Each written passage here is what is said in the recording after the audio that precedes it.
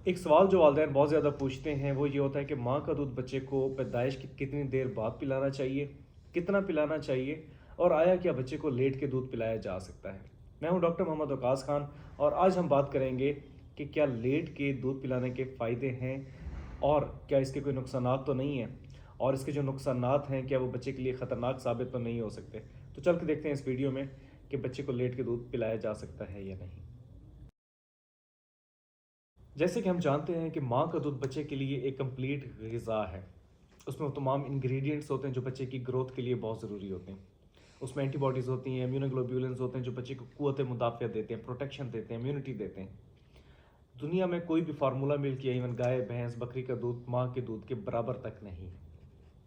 تو اسی لیے ہمیشہ ماں کا دودھ پلانا چاہیے اور کوشش کرنا چاہیے کہ ڈیلیوری روم کے اندر ہی پہلے آدھے سے 1 گھنٹے کے دوران جو ہے بچے کو ماں کا دودھ پلا دینا چاہیے، اگر کوئی کمپلیکیشنز یا کوئی اس طرح کا ہے ڈاکٹر آپ کو منع کرے تو۔ دوسرا جو سوال کہ کتنا پلانا چاہیے، دیکھیں آئیڈلی تو یہ آن ڈیمانڈ ہوتا ہے، بچے کو بھوک محسوس ہوتی ہے، وہ روتا ہے اور ماں کو اپنا دودھ دے دینا چاہیے۔ لیکن اگر آپ کو آئیڈیا نہیں ہو پاتا، آپ پہلی بار والدہ بنی ہے اور آپ کو آئیڈیا نہیں ہے کہ بچہ رو کس لیے رہا ہے، تو 2 سے 3 گھنٹے بعد آپ بچے کو دودھ پلا سکتے ہیں۔ کوشش کریں کہ ماں کا ہی دودھ پلائیں اور کوئی دودھ بچے کو نہ لیں۔ ایک چیز، جب بھی آپ بچے کو ماں کا دودھ پلا رہے ہوں تو اس میں آپ نے لیچنگ اچھی ہو، یعنی کہ جو بچہ دودھ پی رہا ہے ماں کے جو نپل اور ایریولا والا ایریا جو اس کے ساتھ ساتھ براؤن کلرڈ ہوتا ہے وہ پراپر بچے کے منہ میں ہو۔ اس میں والدین بہت ساری غلطی کرتے ہیں جس کی وجہ سے بچہ صحیح طریقے سے دودھ نہیں پی جا سکتا۔ اگر پراپر اچھی لیچ ہو رہی ہے تو کیسے پتہ چلے گا؟ جو چن ہے بچے کی وہ بریسٹ کے ساتھ لگی ہو، جو لپس ہیں وہ آؤٹ ورڈ موو کر رہے ہیں، ایسے آپ پکچر میں دیکھ سکتے ہیں۔ اس کے علاوہ جو نپل ہے اس کے ساتھ ارد گرد جو براؤن ایریا وہ پراپر بچے کے منہ میں ہو، تو یہ نہیں کہ بچہ صرف نپل منہ میں لے کے بیٹھا ہو۔ اگر صرف نپل لے کے بیٹھا ہوگا تو ماں جو ہے نا بہت جلد کریک نپلز وغیرہ کی کمپلین کے ساتھ آئے گی، سورنس کے ساتھ آئے گی، درد کی کمپلین کرے گی اور بچے کو صحیح طریقے سے دودھ نہیں پلا سکے گی۔ اس کے علاوہ ہم گفتگو کریں گے کہ کیا سلیپنگ پوزیشن میں بچے کو دودھ پلایا جا سکتا ہے اور وہ کون سی مختلف پوزیشنز ہیں جس میں بچے کو دودھ پلایا جائے، کیونکہ یہ والدین کا بہت زیادہ کنسرن ہوتا ہے، ان کو ڈر ہوتا ہے، لوگ ڈراتے ہیں کہ اگر آپ لیٹے ہوئے بچے کو دودھ پلائیں گی تو وہ دودھ پھیپھڑے میں جانے کا ڈر ہوگا اور بچہ جو ہے خدا نخواستہ کا نقصان نہ ہو جائے۔ تو اس پہ تفصیلی گفتگو کرتے ہیں۔ آج کل جیسے کہ ہم جانتے ہیں کہ بچے موسٹلی سی سیکشن سے پیدا ہو رہے ہیں، اور جب سی سیکشن سے پیدا ہوتے ہیں تو ماں کو کیونکہ ایک زخم لگا ہوتا ہے تو صحیح طریقے سے اٹھ کے بیٹھ کے دودھ نہیں پلا سکتی۔ اب ماں کا دودھ پلانا بھی بہت اہم ہوتا ہے۔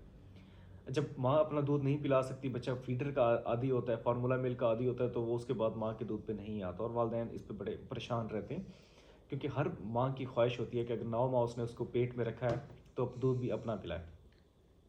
ایک تو کیونکہ جو ماں کا دودھ ہوتا ہے پینا وہ تھوڑا سا ٹف ہوتا ہے، بچے کو محنت کرنی پڑتی ہے، زور لگانا پڑتا ہے، جتنا اس کو چاہیے ہوتا ہے اتنا ہی آتا ہے۔ جبکہ فیڈر کا نپل منہ میں ڈالا اور وہ جو ہے نا قطرہ قطرہ بچے کی چاہے بھوک ہے چاہے بچے کو بھوک نہیں ہے، وہ قطرہ قطرہ جا رہا ہوتا ہے۔ تو اسی لیے بچے بھی آج کل کے بڑے جو ہے نا وہ آئنسٹائن آ رہے ہیں، ان کو پتہ ہوتا ہے یار یہ دودھ فیڈر والا ٹھیک ہے، ماں والے دودھ پہ تو ان کو محنت کرنی پڑے گی۔ تو اسی لیے ہمیشہ کوشش کریں جیسے ہی بچہ پیدا ہو اس کو ماں کا دودھ پلائیں۔ اگر ان کو سی سیکشن ہو گیا، کوئی وونڈ ہو گئی ہے، اس کے باوجود آپ بچے کو دودھ پلا سکتے ہیں، اس کے مختلف طریقے ہیں۔ اس پہ پہلے نمبر پہ ہے جس کو ہم کہتے ہیں کہ لیٹ بیک بریسٹ ملک فیڈنگ۔ اس میں یہ ہوتا ہے کہ ماں جو ہے وہ لیٹ کے بچے کو دودھ پلا سکتی ہے، اپنی بیک پہ تکیہ رکھ سکتی ہے، یا جب اٹھ کے بیٹھی ہے تو اس کو پلو پیچھے رکھ سکتی ہے، کوئی بھی چیز ایز اے سپورٹ وہ یوز کر سکتی ہے۔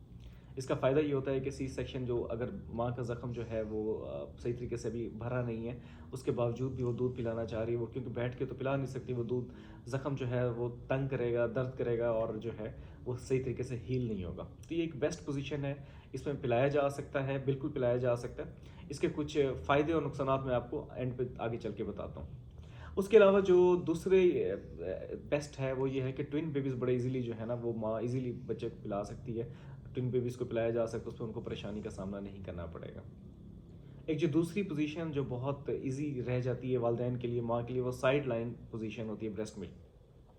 ماں آرام سے سائڈ پہ لیٹ جاتی ہے اگر ان کے زخم نہیں بھرے اور وہ تھوڑا سا درد محسوس کرتی ہیں اپنے زخموں پہ، اور اپنے اس پوزیشن میں وہ اپنے سر کے نیچے تکیہ بھی ایزیلی رکھ سکتی ہیں، بچے کو اپنے ساتھ لیٹاتی ہیں۔ اس چیز میں آپ نے ایک چیز کا خیال کرنا ہے کہ کسی سخت ہارڈ سرفیس پہ بچے کو اپنے ساتھ لیٹانا ہے۔ اگر آپ کشن یا اس طرح کی ایزیلی ایسی چیزیں جو بچے جس میں بچہ دبنے کا ڈر ہو یا اس کا جو سانس چوکنگ کا ڈر ہو، کیونکہ آپ بچہ بھی لیٹا ہوتا ہے، آپ بھی لیٹی ہوتی ہیں، اور دودھ پلاتے پلاتے اگر آپ کو نیند آ گئی ہے تو آپ کو آئیڈیا نہیں ہو پائے گا. تو اس چیز کا آپ نے کوشش کرنی ہے کہ جو ہے ہارڈ میٹرس یوز کرنے ہیں. اس کے علاوہ بھی بہت ساری پوزیشنز ہیں، جس طرح ہم کہتے ہیں کریڈل پوزیشن ہے، کراس کریڈل پوزیشن ہے، اور انڈر آرم ہیلڈ جو ہم موسٹلی یوز کر رہے ہوتے ہیں. ان پہ کوئی سائیڈ ایفیکٹس نہیں ہیں. دیکھیں جب آپ بچے کو اب ایک دیسی طریقے سے جس طرح ہم پلاتے ہیں، ایک نارمل طریقہ جو ہے اس طریقے سے پلائیں یا بچے کو لٹا کے پلائیں، دونوں پوزیشنز میں بچہ ہاریزنٹل ہی لیٹا ہوتا ہے. یہ ماں کی پوزیشن ہے جو وہ چینج ہو رہی ہوتی ہے، تو اسی لیے اس میں کوئی پریشانی کی بات نہیں ہوتی. جیسے کہ میں نے بتایا آپ کو اس کے بہت زیادہ فائدے ہیں. فائدے ماں کے لیے بے تحاشا ہیں کہ ماں ایزیلی یہ ریلیکس ہو کے دودھ پلا سکتی ہے. اس کے سٹیچز کا ڈر نہیں ہوتا کہ خراب ہو جائیں گے، زخم خراب ہو جائے گا.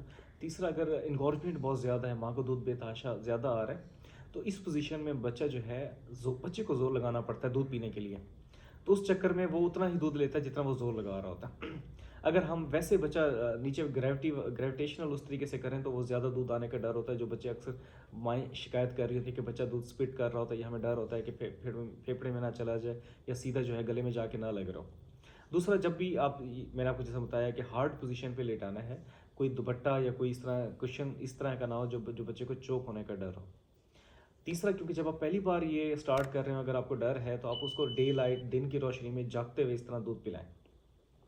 یہ بہت ضروری ہوتا ہے کیونکہ رات کو سوتے ہوئے اگر آپ اس کو لائنگ پوزیشن میں دودھ پلانا شروع کر دیں، آپ کو آئیڈیا نہ ہو اور آپ سو جائیں اور بچہ بالکل آپ کے ساتھ ہو، تو آپ کو پتہ ہے کہ بچے اتنی ایفرٹ نہیں کر سکتے. اگر آپ بچے کے اوپر آ جائیں، کوئی کچھ بھی ہو سکتا ہے، بچے تو چھوٹے سے ہوتے ہیں، اگر اس کا منہ آپ کے اس طریقے سے باڈی میں پھنس جائے کہ وہ جو ہے سانس اس لینے میں دشواری ہو، تو کسی بھی بڑے حادثے کا سبب بن سکتا ہے. اسی لیے بہت سارے ڈاکٹرز منع کرتے ہیں.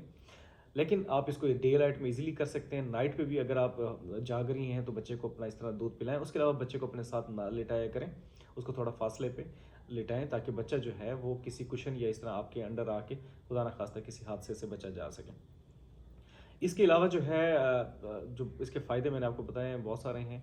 ماں کے لیے بہت ایزی ہے دودھ پلانا. ماں سی سیکشن کی وجہ سے جو بہت ساری مائیں اس لیے دودھ نہیں پلا سکتی، مجھے اٹھ کے بیٹھنا پڑے گا، باڈی ان کی اجازت نہیں دے رہی ہوتی، اور وہ ڈبے کے دودھ پہ لگا دیتی ہیں. اور ڈبے کا دودھ میٹھا بھی ہوتا ہے اور وہ فیڈر سے ایزیلی آ رہا ہوتا ہے، بچے کو محنت نہیں کرنی پڑتی، تو بچہ پھر ماں کا دودھ نہیں پیتا، جس کی وجہ سے آہستہ آہستہ ماں کا دودھ آنا بند ہو جاتا ہے اور بچہ ایک بہت بڑی نعمت سے محروم رہ جاتا ہے.